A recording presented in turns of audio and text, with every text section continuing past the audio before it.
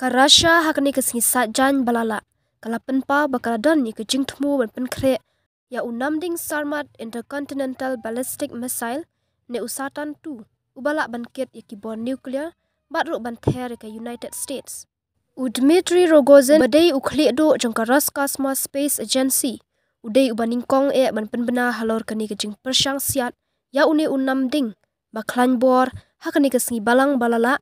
kat bana kaliang kiru shempang kiri sapngi kila ong baki don kam ya shibun ki ki badai ban pentem haswa bakin la ban penkre ikini ki namding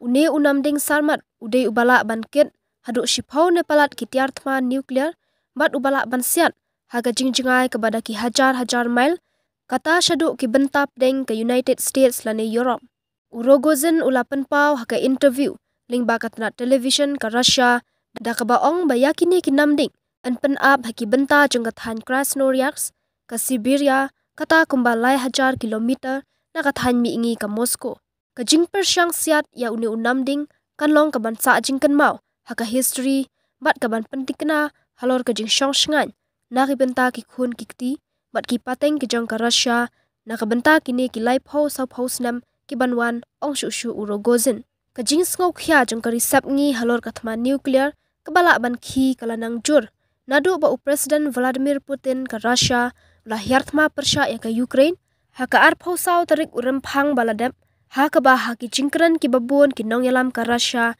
kila berthan halor ke jingla ban penankam ya kini ki tiarthma nuklear kani ke jing persyang siat jong ke Russia ya une unamding kalawan longru hadin baki risap ngi kila kut jingmut ban pha shu ya ki tiar yapom baklan bor syapo Ukraine khnang bakan la ban yakun persya ya ki sipai ke Russia.